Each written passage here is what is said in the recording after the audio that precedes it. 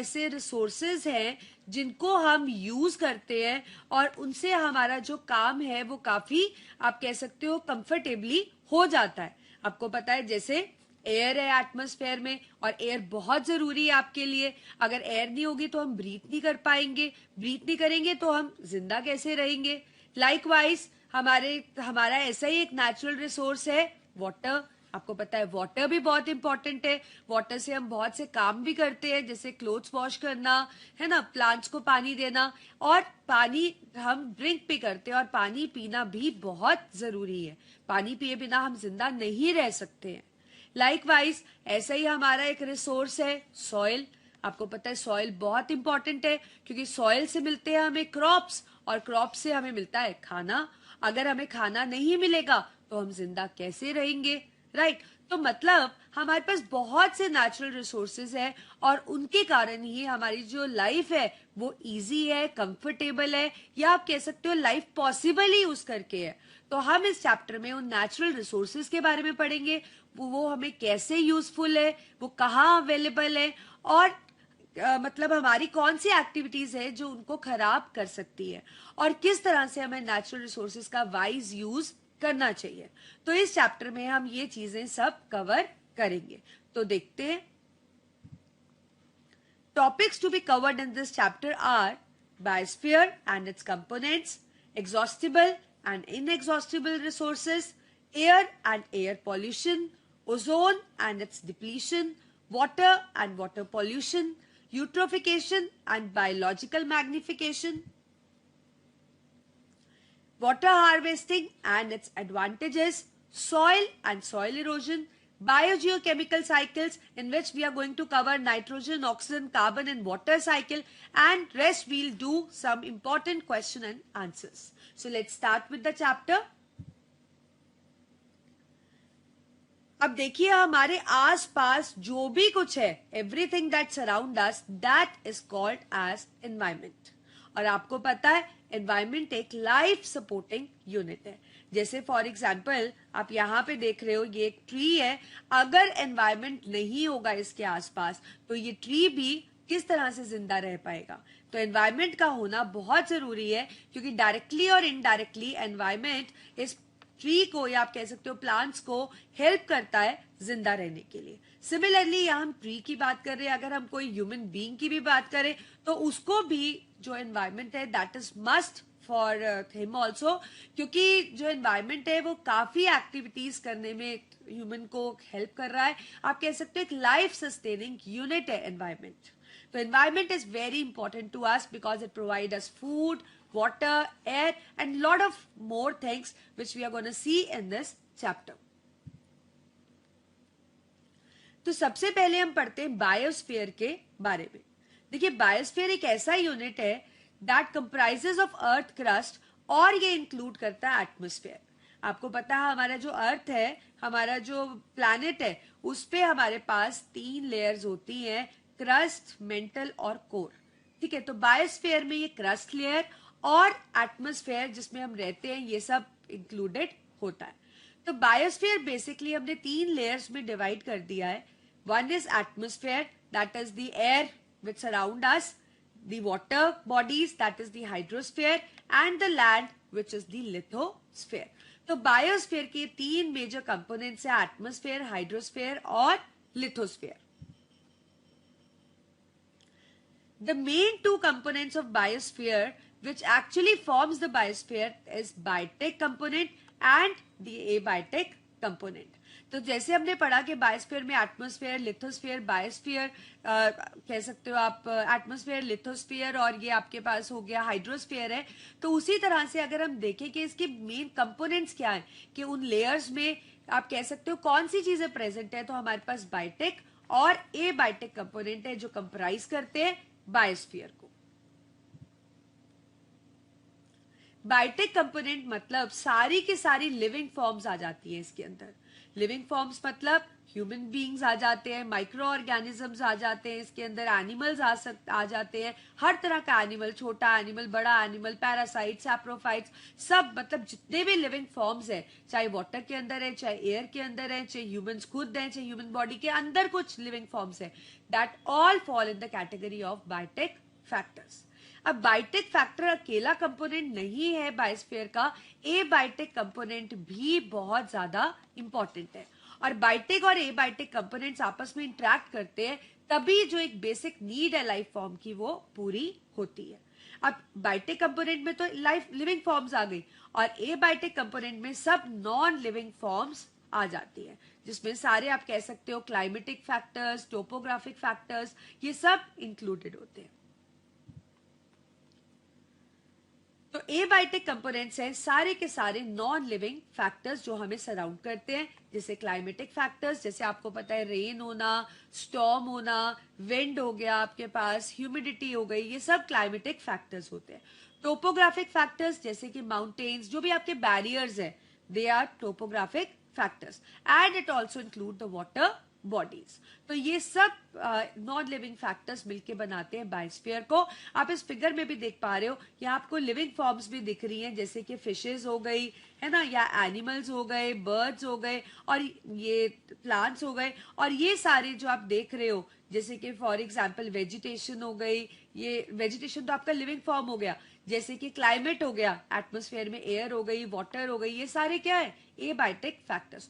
तो बायोटिक और abiotic factors दोनों आपस में प्रॉपर इंटरेक्ट करते हैं, आपस में डिपेंड होते हैं एक दूसरे पे, और तभी बायोस्फीयर काम अपना प्रॉपर कर पाता है, या हमें फायदा ही तभी है बायोस्फीयर का। मतलब बायोस्फीयर में जो हम एक्टिविटीज कर रहे हैं जिसके कारण हमें यूजफुल है बायोस्फीयर, बायोटिक और एबायोटिक के इंटरेक्शन से ही वो पॉसिबल है। दो तरह की कैटेगरी में हमने नेचुरल रिसोर्सेज को क्लासिफाई किया है, one is exhaustible and other is inexhaustible. अब देखिए, एग्जॉस्टिबल नाम से ही पता लग रहा है, एग्जॉस्ट मतलब खत्म हो जाना। तो एग्जॉस्टिबल रिसोर्सेज वो होते हैं हमारे पास जो जिनको बनने में बहुत टाइम लगता है, और अगर हम उनका वाइज यूज नहीं करें तो वो खत्म हो जाएंगे, तो और उनको बनने में भी बहुत ज्यादा टाइम लगेगा। तो एक ऐसा टाइम आ सकता है कि जब ये नेचुरल रिसोर्सेज हमारी फ्यूचर जनरेशंस के लिए अवेलेबल ना रहे, ठीक है। इनएग्जॉस्टिबल मतलब जिनको आप कंफर्टेबली यूज कर सकते हो, और उनको बनने में आप कह सकते हो, मतलब उनका यूज आप इतना कर सकते हो कि वो काफी जनरेशन तक रहने वाले हैं, और जितना भी यूज कर लो they are not going to get exhaust. Like, for example, you have wind, right? Wind is an inexhaustible resource. You have LPG. It is formed from, आपको पता है, liquefied petroleum gas है, fossil fuel petroleum से बनती है, so it is one of the exhaustible resource. Solar energy is inexhaustible because sun is going to last for many years. And we have coal, which is again a fossil fuel, and fossil fuels are exhaustible. That is, if the wise use is not conducted, they will get exhausted soon. So this is how you're going to define it, that the resources that are available in limited quantity, and if once get depleted, if wise use is not done, they will get exhaust. Like we have fossil fuels. We have already discussed coal and the LPG. Inexhaustible resources are those which occur in abundance and they are not likely to get exhausted soon, and despite of it you can continuously use it, right, and they are not going to get exhaust. Like we have sun, we have water, we have air. These are inexhaustible resources. Now we are going to study about air. What is air? देखिए, आपके आसपास जो एक gaseous envelope है जो आपको surround करता है, that is the atmosphere. So the gaseous envelope that surround us is called atmosphere. और जो atmosphere है उसके अंदर क्या चीज present है? We have air in it. Atmosphere is divided into 5 layers. One is troposphere, other is stratosphere, we have mesosphere, thermosphere and exosphere. Right. So the lowest, you can say that the layer is occur in this sequence. We have exosphere, thermosphere, mesosphere, stratosphere, and we have troposphere. These are all layers of atmosphere.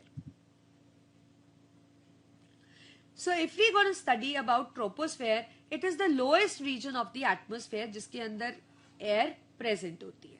It extends from 8 to 20 kilometers. Like if we talk about that, how much it ranges from 8 kilometer to 20 kilometer. जितने भी climatic events होते हैं जैसे thunder storm वगैरह हो गया, वो सब ट्रोपोस्फेयर में ही अकर होते हैं.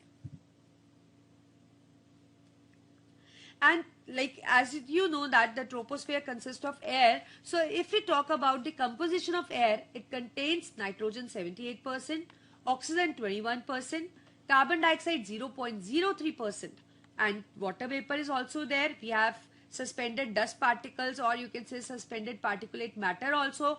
We have certain gases and traces like methane.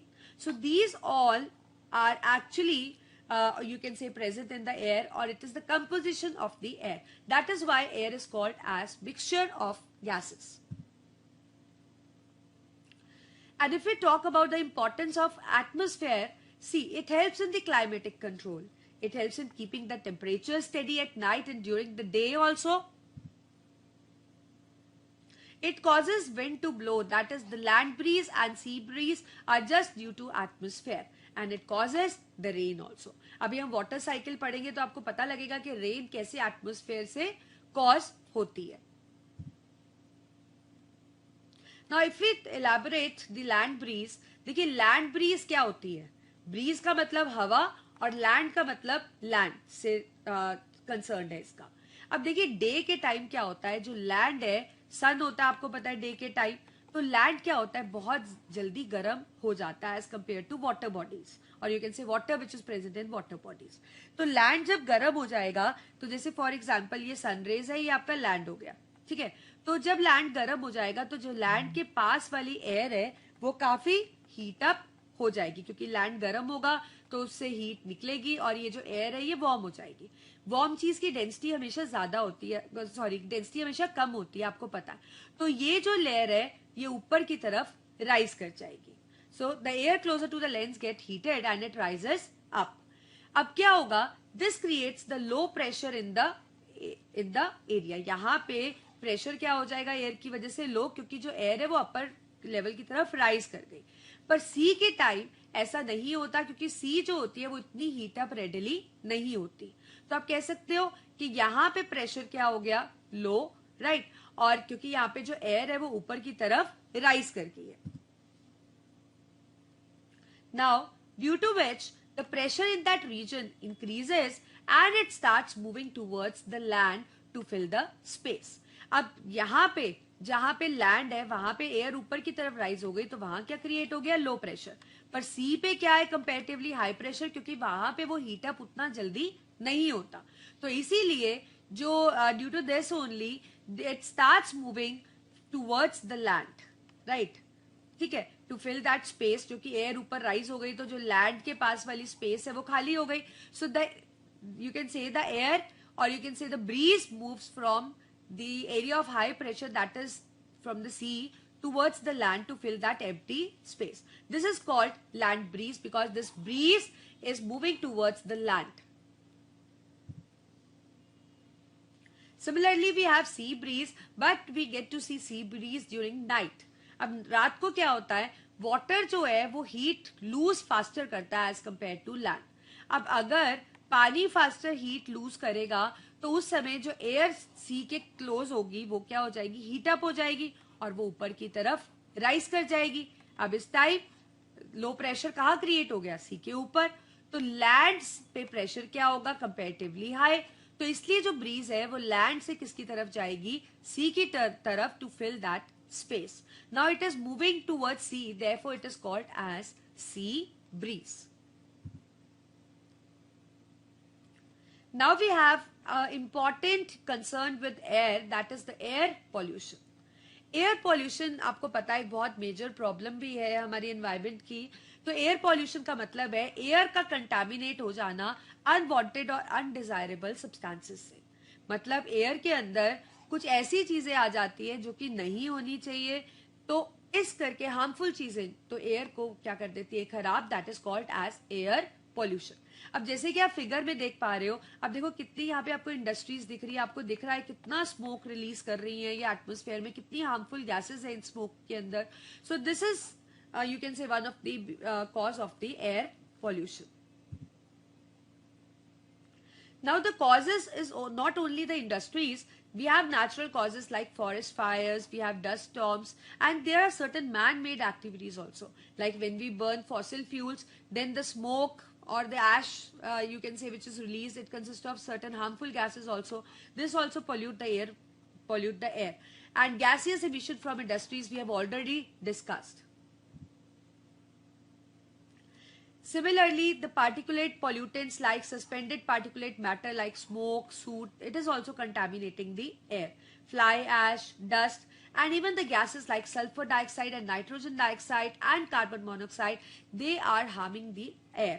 अब आपको पता है व्हीकल्स वगैरह से भी नाइट्रोजन डाइऑक्साइड और सल्फर डाइऑक्साइड रिलीज होती है, उनके एग्जॉस्ट में होती है, चिमनीज से भी होती है. तो ये सब आप कह सकते हो कॉज है मेजर एसिड रेन का. और आपको लगता है क्या ऐसी एयर जो है वो सूटेबल है ब्रीथ करने के लिए? अगर ऐसी एयर को हम ब्रीथ करेंगे तो हमें कितना हार्मफुल इफेक्ट होंगे, हमें कितने लंग से रिलेटेड डिसऑर्डर्स हो सकते हैं. तो ये जो हमारा क्लाइमेट है जो ऐसा होना चाहिए, nowadays you can say it is actually you can say moving on to this side, इस तरह से कंटेमिनेशन हो चुका है due to man made activities also and due to certain natural activities also.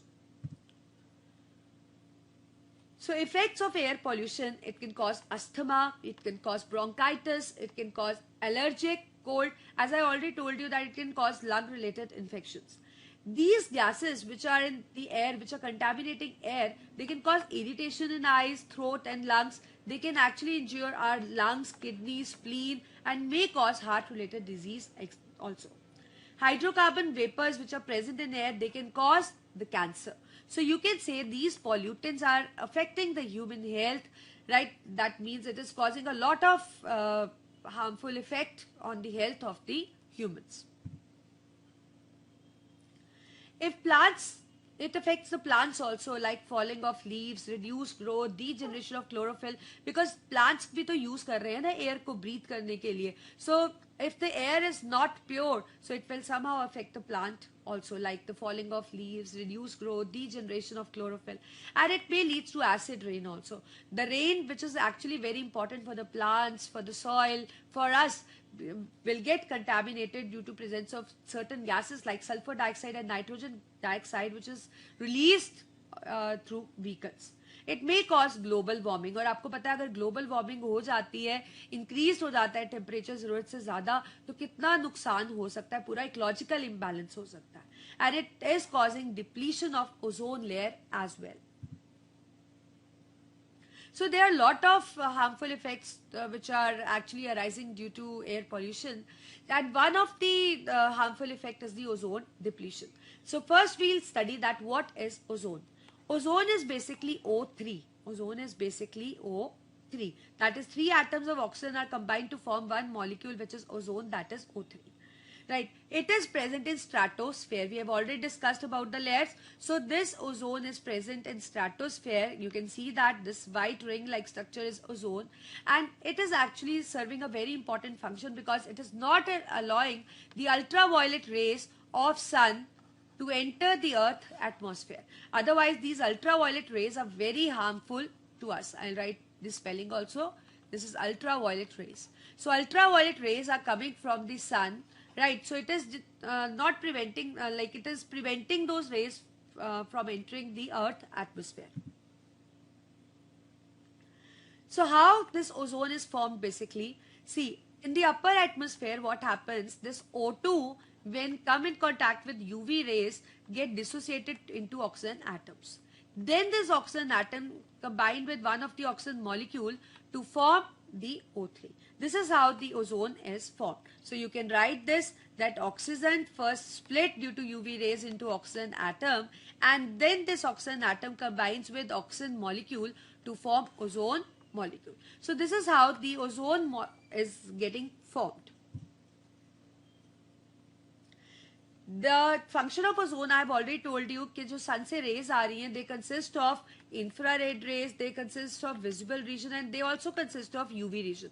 These ultraviolet rays are not beneficial for us, so they are prevented from entering into the Earth atmosphere. And who prevents it? The ozone layer is preventing it.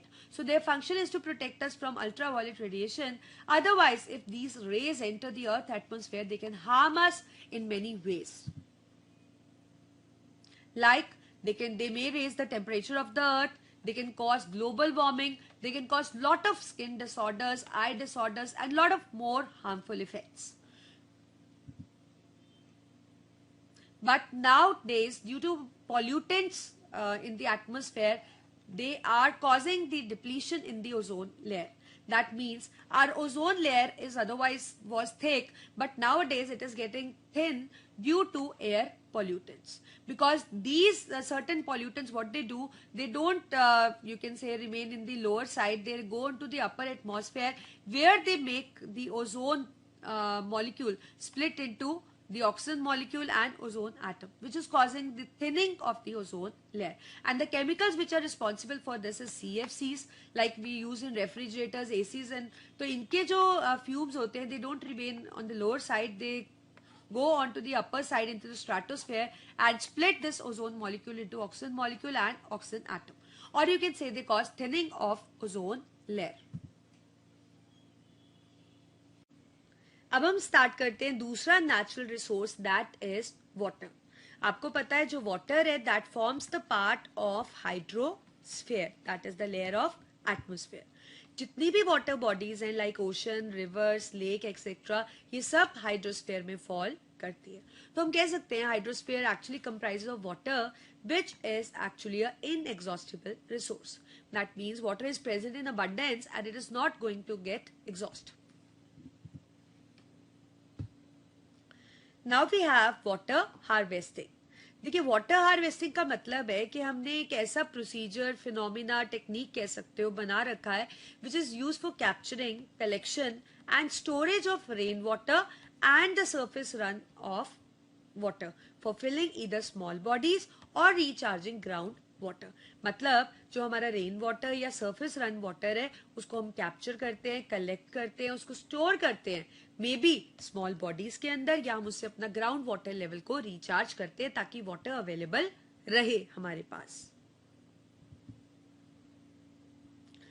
फायदा होता है water harvesting का कि इससे पानी available रहता है through out, right. तभी हमने बोला water is an inexhaustible resource. It also reduces the chances of flooding during rainy season. The groundwater is again regularly recharged by it, so it is one of the major benefit of water harvesting. अब हमारा water harvesting system है Khadin system, which is a traditional rain water harvesting for agriculture which is usually practised in Rajasthan.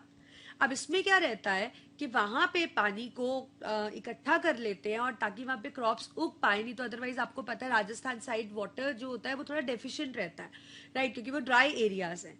तो इसके लिए Kadian system में हम क्या करते हैं, for it consist of very long earthen embankments down the slope of catchment areas. See this is a catchment area, आप देख रहे हो ये स्लोप है, ठीक है, और यहाँ पे मोस्टली क्रॉप्स उगाए जाते हैं इस जगह पे, और ये एक अर्थन एम्बार्कमेंट बना दी जाती है जिसको हम कादियान बांध भी कह सकते हैं, राइट.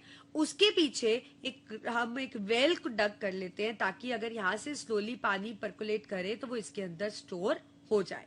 अब होता क्या है कि जब बारिश आती है तो ये जो वाटर है ये स्लोप से बहता हुआ यहाँ जाता है, राइट, और यहाँ पे वो रुक जाता है and then it start slowly percolating and then it is collected in this dug well. So you can write in this way, a shallow well is often dug behind the embankment this to store extra overflow water. जो stored water होता है that slowly percolates down into the ground and the area is then used for cropping. This is the Kadian or a cropped area जिसको water का availability रहता है. Advantages of this watershed management is growing more trees in the watershed areas increases the retention of more rainwater and protect the soil also from soil erosion. अगर हम ज्यादा trees लगाएंगे तो पानी भी retain ज्यादा होगा और soil का upper layer भी जो बंधा रहेगा वो आप कह सकते हो remove नहीं होगा. It also enhances the productivity that increases the income of watershed community as well.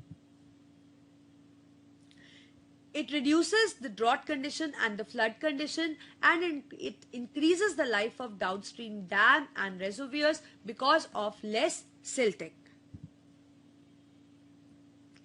But again, certain activities is you can say causing a threat to water, a kind of water pollution which is again a cause of ecological imbalance. So it is the contamination of water bodies by harmful and undesirable substances. आपको पता है पानी के अंदर सिर्फ पानी रहना चाहिए और उसका pH पानी का क्या होता है, न्यूट्रल होता है, पानी 7 pH 7 होता है. पर वाटर में ये जो चीजें हम डंप करते रहते हैं, केमिकल्स, कुछ फर्टिलाइजर्स, कुछ गार्बेज, ये सब जो हम थ्रो करते रहते हैं उससे जो पानी है वो कंटेमिनेट हो जाता है, वो प्योर नहीं रहता, उसका पीएच जो है वो 7 नहीं रहता, that is it no longer remains neutral. अब वाटर पॉल्यूटेंट्स जैसे कि हीट और ऑयल स्पिल्स, केमिकल पॉल्यूटेंट्स जैसे कि डिटर्जेंट्स, फर्टिलाइजर और पेस्टिसाइड्स का डिस्पोजल कर देते हैं हम पानी में. बायोलॉजिकल पॉल्यूटेंट हो सकते हैं जैसे कि वायरसेस, बैक्टीरिया और कुछ और माइक्रो ऑर्गेनिजम्स भी. तो मेन कारण है वाटर पॉल्यूशन का सीवेज का डिस्पोजल, इंडस्ट्रियल वेस्ट का डिस्पोजल पानी के अंदर, सोप्स एंड डिटर्जेंट्स का डिस्पोजल, पेट्रोलियम और ऑयल का डिस्पोजल. और इन चीजों से आप देखिए पानी किस तरह से कितनी बुरी हालत में आप देख पा रहे हो कि हो जाता है. नहीं तो अदरवाइज जो हमारा प्योर वाटर होता है और जो कंटेमिनेटेड वाटर है, आप देखो कि क्या इस वाटर को आप यूज कर सकते हो किसी एक्टिविटी के? बिल्कुल भी नहीं कर सकते. So the harmful effects of water pollution, it causes many water related diseases in humans like typhoid, cholera, jaundice, right? It causes ecological imbalance, it causes a water bloom which leads to eutrophication. This we are going to discuss further, and it may cause the change in temperature as well. It may lead to biological magnification. Again, we'll discuss this in detail, and it may cause decomposition of organic matter. देखिए eutrophication क्या होता है, जो कि main कारण हमने कहा कि वाटर पॉल्यूशन से होता है ये. अब आप अगर बहुत ज्यादा केमिकल्स को वाटर बॉडीज के अंदर डिस्पोज करेंगे इस तरह से, तो वाटर बॉडीज में बहुत ज्यादा एल्गी की ग्रोथ हो जाएगी, जैसे कि आप देख भी पा रहे हो. अब ज्यादा एल्गी की ग्रोथ होने को हम क्या बोलते हैं, कंडीशन को क्या बोलते हैं, वाटर ब्लूम. अब अगर वाटर ब्लूम हो जाएगा, एल्गी की ज्यादा ग्रोथ हो जाएगी, तो एल्गी पानी की डिसॉल्व्ड ऑक्सीजन लेने लगेगी.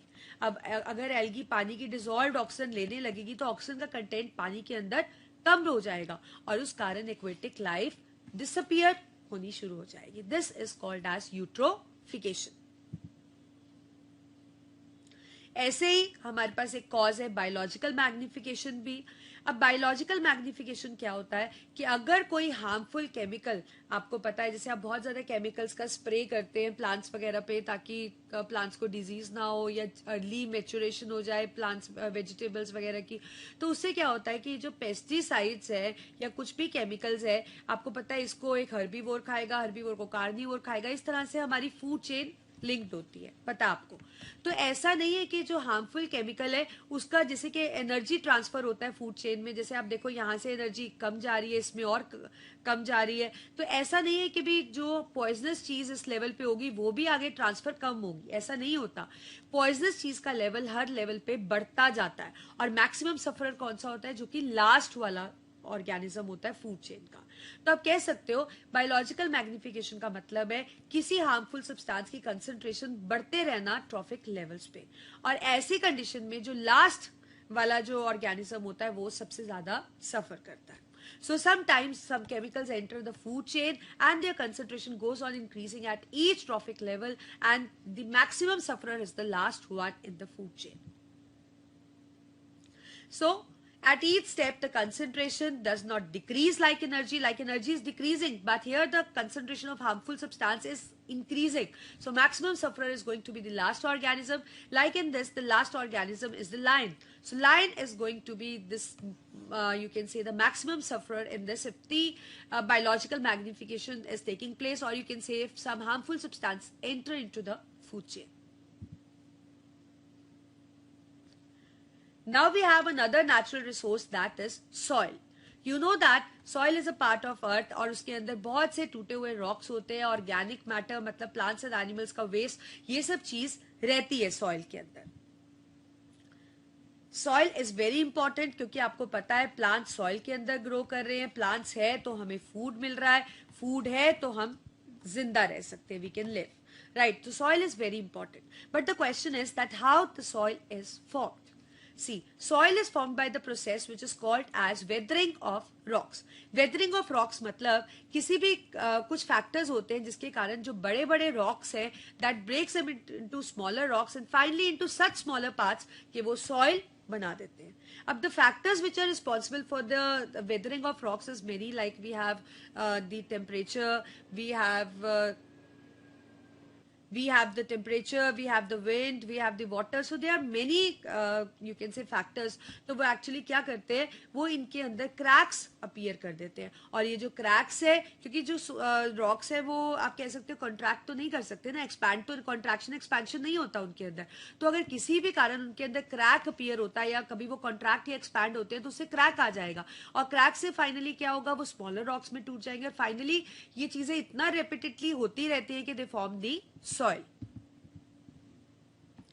So we can say that there are many factors which are responsible for it, like the physical factors like temperature, wind, rainwater, water-like substances, they seep inside the rock, right, and they cause cracks in them. And cracks, I have already told you, leads to the breaking of rocks, the bigger into the smaller and finally into the soil.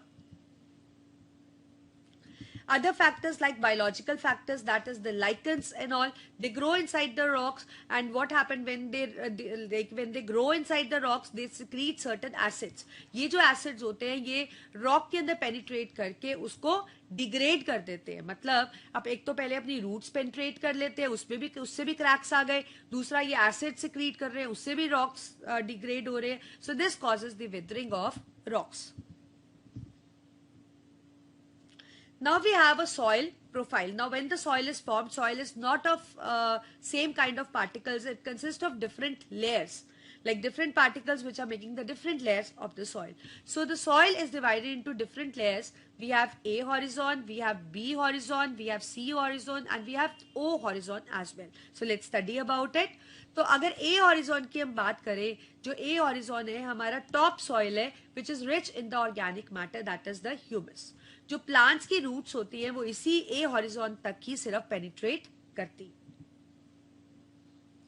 Next we have B horizon. B horizon के अंदर रहते हैं सारे के सारे minerals जो कि आपको पता है सॉइल के अंदर प्रेजेंट होते हैं और प्लांट भी लेता है, यूटिलाइज करता है उसको फॉर ग्रोथ. और C horizon में हमारे पास रहता है अनकंसोलिडेटेड पेरेंट मटेरियल, मतलब बहुत ही बड़े साइज, मतलब आप कह सकते हो उतने बड़े नहीं पर हाँ रॉक्स उसके अंदर रहते हैं. तो सी और डी आप कह सकते हो एक हमारा ऐसा पार्ट है जिसके अंदर रॉक्स ही हैं, बस साइज का उनका रॉक्स का फर्क है. जो हमारा लास्ट हॉरिजॉन है उसमें बहुत ज्यादा बड़े रॉक्स है, जो सी हॉरिजॉन है उसमें कंपैरेटिवली कम रॉक्स है. अब सॉइल के अंदर जो पार्टिकल्स है, जो रॉक के पार्टिकल्स हैं वो चार तरह के होते हैं depending upon their size, look and texture. हमारे पास ग्रेवल भी होते हैं, मतलब इस तरह के. We have sand particle also, देखो कितने स्मॉल है साइज में. We have the silt particle also like this, so small. We have a clay particles as well. So we have different types of particles in the soil. If we talk about gravel, जो gravel होते हैं they are very large in size and then can be easily picked by hand. Particle size जो gravel का रहता है वो 2 mm in diameter से बड़ा रहता है. सैंड पार्टिकल कंपैरेटिवली छोटा है, that is course in touch and have particle size ranging from 0.05 mm to 2 mm and they can be seen with naked eye also. जो हमारे पास सिल्ट है, their particle size is small, that is 0.05 to 0.05 mm. And clay particle की आप बात करो तो वो सबसे छोटा सॉइल का पार्टिकल है जिसका साइज बहुत बहुत छोटा है and it is hardly visible to us. So depending upon that, we have different types of soil. We have sandy soil, we have loamy soil, we have clay soil. Sandy soil is a soil which contains large amount of sand particles and but very small amount of silt and clay. But you can say the main disadvantage of this soil is it cannot hold much water. But sometimes it is of an advantage also. Another soil, we have a clay soil, as you can see in the figure. It consists of clay particles and a small quantity of humus and silt. It can hold much water but cannot trap air. ये air को hold करके नहीं रख सकता पर पानी को hold कर सकता है. Third, we have loamy layer. You can see it, which is dark in color. It consists of silt, sand and humus. It has a good water holding capacity और इसमें roots को properly air मिलती है because it can trap air. It can actually help in the ventilation. It has a small pores which help in the ventilation, proper ventilation. The main threat to the soil is the soil erosion. मतलब किसी भी factor से जो ऊपर वाली soil की layer है हमारे पास जो कि सबसे फर्टाइल होती है उसका रिमूवल किसी भी फैक्टर जैसे कि wind, water etcetera. So soil erosion is the removal of top layer of soil by wind, water, etc. And this removal may occur due to wind, due to heavy rain, due to improper farming, human actions like the expansion of urban sector, etc. It can be through dust storms, it can be through frequent floods. तो किसी वजह से भी जो upper layer है हमारी जो soil की, which is fertile, which is best for growing plants, can be removed. Now, if the upper layer is removed, it leads to, you can say, many disadvantages like loss of fertile soil. क्योंकि ऊपर ही minerals होते हैं, अगर upper layer ही नहीं रहेगी तो plant को कहाँ हम grow करेंगे? It can cause landslides. You can see that. It can lead to flood also. It can lead to silting of water reservoirs. But we can prevent it, this mean, you can say, like we can prevent the soil erosion by doing the terrace farming. Like you can construct like this, you can आप इस तरह से terrace की तरह farming कर सकते हो. ये mostly hilly areas के अंदर होता है ताकि वहाँ पे पानी रुके नहीं और पानी बहता हुआ चला जाए. We can put the wind breakers ताकि बहुत ज़्यादा स्पीड से अगर विंड आए तो अपर लेयर हमारी रिमूव्ड नहीं हो. प्रॉपर ड्रेनेज कैनाल हो सकती हैं फील्ड्स के अंदर. स्ट्रॉन्ग इम्बैकमेंट्स बनाई जा सकती है रिवर बैंक्स के आसपास ताकि फ्लड्स वगैरह ना आए. Now we are going to do biogeochemical cycles. देखिए ये जो साइकिल्स होते हैं they actually relate to recycling of the nutrients. मतलब आपको पता है कि जो न्यूट्रिएंट्स हैं वो एक साइक्लिक फॉर्म में बायोटिक और एबायोटिक फैक्टर्स के बीच में घूमते रहते हैं. तभी जो न्यूट्रिएंट का कंटेंट है उसके न्यूट्रिएंट पूल में वो कांस्टेंट रहता है. So biogeochemical cycle is the recycling of nutrients through living and non living components of biosphere. As we know, we have producers, we have consumers, we have decomposers. तो ये जो चीजें हैं ये एक साइक्लिक फॉर्म में न्यूट्रिएंट्स को cycle करते रहते हैं एंड अल्टीमेटली जो न्यूट्रिएंट पूल है उसके अंदर जो न्यूट्रिएंट्स है उनका कंटेंट कांस्टेंट रहता है. तो सबसे पहले हम पढ़ते हैं water cycle, that how the content of water is maintained.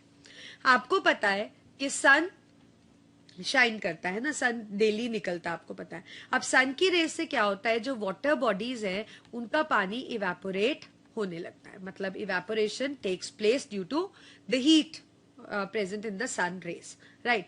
Similarly आपको पता है जब धूप होती है जो प्लांट होते हैं प्लांट्स के थ्रू भी एक प्रोसेस होता है that is transpiration, loss of water vapour through aerial parts of plant. तो ट्रांसपीरेशन और इवेपोरेशन करके जो पानी है वेपर्स की फॉर्म में जाता रहता है एंड छोटे छोटे वाटर वेपर्स मिलकर इस तरह से क्लाउड्स बना लेते हैं. जब क्लाउड्स में बहुत ज्यादा वाटर रिटेन हो जाता है तो प्रेसिपिटेशन के थ्रू दे गेट जो क्लाउड्स है उनसे जो पानी होता है it falls in the form of rain back to the earth. तो इस तरह से ये वाटर साइकिल है जो कि चलता रहता है और वाटर का कंटेंट मेंटेन्ड रहता है. दूसरा साइकिल है हमारे पास oxygen cycle. So let's see that how the oxygen content और परसेंटेज इज मेंटेन्ड.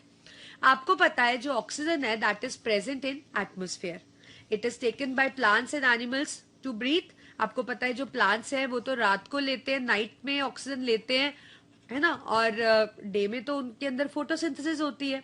तो आप कह सकते हो, अभी हम यहाँ सिर्फ एनिमल्स को ही कंसिडर कर लेते हैं, तो एटमोस्फेयर से जो ऑक्सीजन है that enter into the plants because they take up for breathing, and when they breathe they take oxygen and as a result they give out carbon dioxide.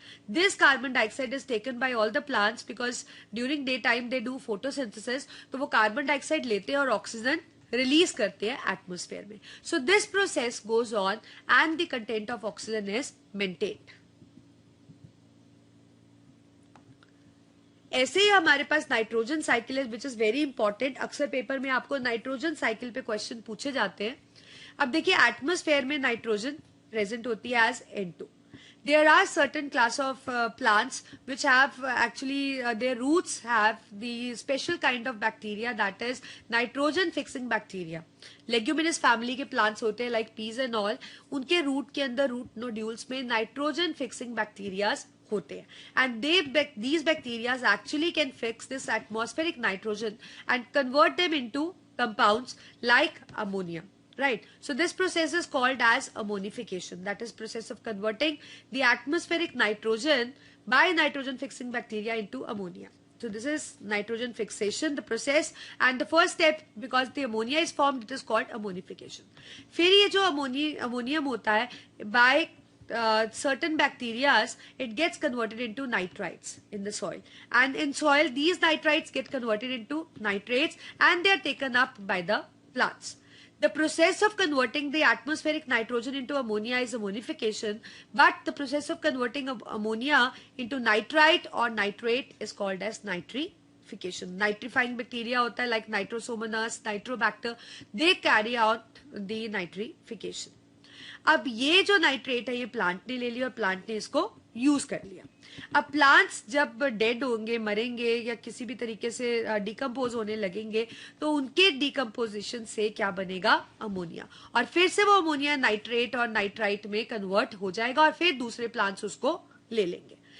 अब एक तो साइकिल ये हो गया. अब दूसरा क्या होता है, जो सॉइल के अंदर नाइट्रेट्स है, कुछ बैक्टीरियाज होते हैं लाइक सूडोमोनास, मैं लिख देती हूँ स्पेलिंग लाइक सूडोमोनास, राइट. ये जो बैक्टीरियाज करते हैं they are capable of converting this nitrate back into the atmospheric nitrogen and the process is denitrification.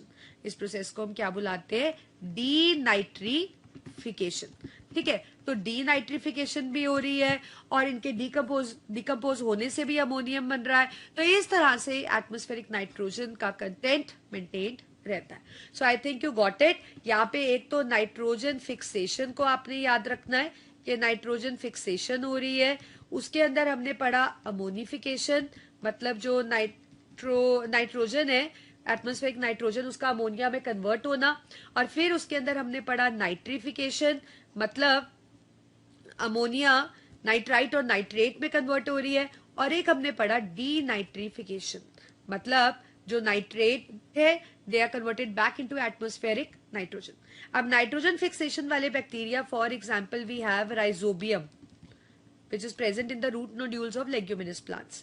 ऐसे ही हमारे पास अमोनिफिकेशन के भी bacteria, that is the rhizobium only. Nitrification के हमारे पास बैक्टीरिया है, for example Nitrosomonas, we have Nitrobacter. They actually can carry out nitrification. Denitrification का bacteria है हमारे पास Pseudomonas. So these activities are taking place which are actually helping in maintaining this atmospheric nitrogen content. ऐसे ही हमारे पास carbon cycle है. सी carbon appears in atmosphere in the form of carbon dioxide.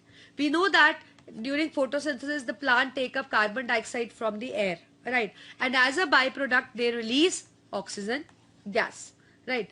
अब ये जो कार्बन डाइऑक्साइड है plants के अंदर चली गई क्योंकि प्लांट सन की प्रेजेंस में फोटोसिंथेसिस कर रहे हैं.